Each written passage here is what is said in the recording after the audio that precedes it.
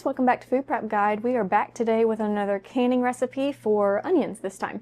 We are going to be doing a balsamic onion jam, and this recipe is going to be very lightly tweaked from the Ball Book of Canning for the balsamic onion jam. The only tweaks I'm making is, like, it calls for yellow or white onions. I have red onions, and it calls for apple juice, and I want to use pineapple juice. So this recipe is really good with meat. It's still a little bit sweet, so because it has some juice in it, it has a little bit of sugar in it, but it has a whole lot of savory in it with a little bit of balsamic and a lot of onions.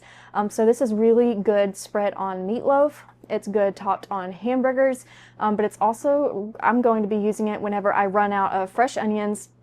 One thing that I learned last year is that a lot of my preserves, my jams, chutneys, relishes, a lot of those things can very easily be thrown into stir fries and casseroles and crock pot meals. Just do a scoop of those preserves into the recipe to give it that onion flavor, even though it has a lot of other flavors too. If you can pair those flavor profiles with whatever you're eating, you can use a lot of your preserves for things that a recipe that might call for just chopped onions.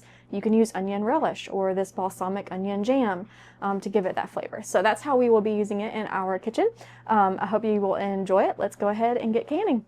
In case you haven't heard, we have a Meals in Jars canning cookbook coming soon, and in the description box of this video you will find a link to the landing page for that. You can sign up on the wait list to be notified of its release, and when you do, you'll be automatically entered into our giveaway where we will choose one winner to win a free copy of the cookbook. If you're watching this video at a later date, it's possible the cookbook is already available. If that's the case, you'll be able to access that book in the same link in that same description box. If you're new here, we invite you to subscribe and hit that notification bell so you don't miss any of our upcoming tutorials on canning, cooking, food storage, and gardening. To start, we need 2 pounds of onions, and we need to get them nice and diced up. I did this in my food processor to make it go nice and quickly, and I would say the consistency of the dices that I did was kind of like making pico de gallo, if you've ever made that before. The dices were about that size. I did use red onions, like I mentioned in the introduction. It does change the taste of this recipe pretty significantly. If you want to keep it a nice sweet type instead of more savory, you want to stick with a sweet onion. Next, we're going to add balsamic vinegar. We need half a cup of balsamic vinegar for our 2 pounds of onions. And this can all go straight into your sauce pot. We're going to be bringing it all to a boil in just a minute. Next, we need maple syrup, and I do recommend sticking to this maple syrup. I thought about using my corn cob syrup instead, but the maple really is a strong flavor in this jam, so I would definitely stick to that. So half a cup of maple syrup, and then we just need a few seasonings. We need 1.5 teaspoons of salt. I use sea salt or Redmond's real salt in my canning. And then we need 2 teaspoons of ground pepper. Now the recipe calls for white pepper. I don't have that on hand. So I ended up doing 1.5 teaspoons of black pepper because I didn't want it too terribly spicy. And to that, we're going to add 1 bay leaf, which we will fish out before we actually can up everything. At this point, just give it all a good stir until everything is really coated well in that balsamic vinegar. Then we're going to cook it over medium heat for about 15 minutes. Once that has heated through for 15 minutes over medium heat, we can start adding in our other ingredients.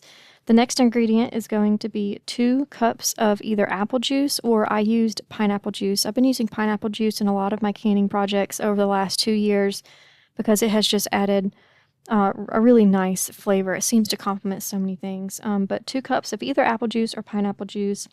And then we need 3 tablespoons of pectin. I switched to Hoosier Hill Farm pectin exclusively last year, but I tried it out a couple years ago, and it just seems to set so much better than Ball. So I highly recommend Hoosier Hill pectin. But you need 3 tablespoons of whatever pectin that you have on hand, even if it's, Ball or Kerr from Walmart. Give that a good stir, and you're going to bring the mixture to a full rolling boil that can't be stirred down. And at this point, you're going to want to pretty much stir that pretty constantly. Last but not least, at this point, you will add half a cup of sugar and just stir that until it dissolves fully. And then you want to return the mixture to a full rolling boil. And at this point, You're going to keep that heat as high as it takes to keep that full rolling boil that you can't stir away. And then you're going to stir constantly for 1 minute at that hard boil. I'm not going to clip this part of the video because I want you to see the whole 1 minute process, because when people's jam doesn't set up, this is highly likely the cause, and it's this hard boil phase. It's when your recipe calls for a hard boil, which pretty much all jam recipes do, it's a vigorous rolling boil that can't be stirred down. So even though you're stirring, if you even stop stirring for 2 seconds, the bubbles already return to the surface. That's what a hard boil is. And many home canners, including myself when I first started, make the mistake of boiling softly, which is like, without canning, I never even heard of boiling softly and boiling hard until I started canning. But a gentle boil just won't cut it for making jam. Without that really intense heat for pretty much a minute straight, the pectin won't be able to activate properly, and it will leave you with basically a syrup instead of a jam. But hard boil, you need to stir it that entire time, but it's only a minute, and then you're ready to take it off the heat and move forward with the canning process. First, before you start canning, fish out that bay leaf, get that out of there because it does have not a very good taste. You don't want that inside your jar, but it does impart a good overall, very subtle taste to the jam. I'm going to be using my steam canner for this. This is a water bath canning recipe. If you've never used a steam canner, you can use a steam canner instead of a water bath canner recipe, but it's the exact same. The timing, all of that. To use a steam canner, you just fill up the bottom tray with water until the water meets the level of those little squares and circles that you see, as you see me tapping here. And then go ahead and get that heated so that it can accept our hot jars and hot jam without experiencing thermal shock. As always with canning, you want very clean jars. If you're brand new to canning, if you can for 10 minutes or longer, you don't need to disinfect your jars first. It's enough to simply use clean, freshly cleaned jars, like with hot soapy water. I'm showing you what a 1/4 of an inch headspace looks like there. But if you're going to be canning for 5 minutes or 10 minutes or less, you do need to disinfect your jars first. As a general rule of thumb, I can everything, even if it's a pickle recipe. If a pickle recipe calls for 5 minutes, I will go ahead and can it for 10 minutes so that I don't have to do a sterilization process with my jars first. But this recipe needs to process for 15 minutes anyway, so we just need nice clean jars. We're going to be filling up to 1/4 inch headspace, and I showed you what that looked like just a minute ago. And then you will need to debubble and wipe your rims with a clean, wet cloth. Put new, clean lids and rings on, and then into the canner they go, whether you're using water bath or steam canner.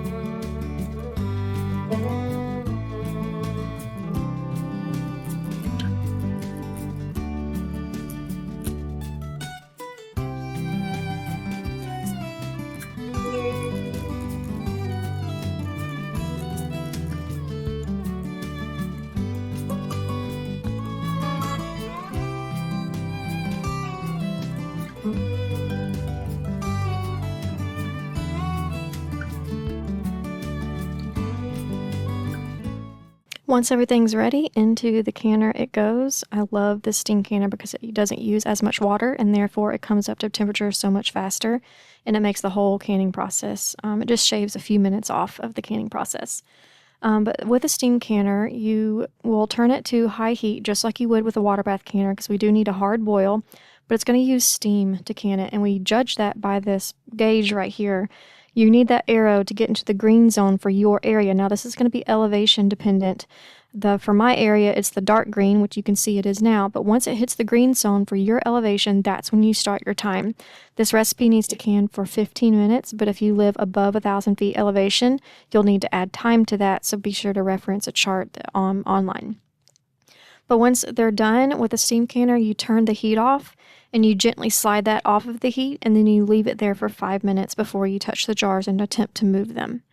They'll still be boiling at this stage, and that's a sign of a solid seal. Here's what they look like. It's a very pretty goldeny brown type color. I mentioned, well, at this point you just take it off, set them on a towel on your counter, and let them sit undisturbed for 12 to 24 hours before you attempt to check seals or take the rings off. I mentioned that we will use this to rub on meatloaf, to top hamburgers with, but we will be using this to any kind of recipe that calls for onions. I've been testing and playing around with using all sorts of my preserves in place of just regular fresh onions, and it's been working out great. That's all for today, and we'll see you next time. Bye!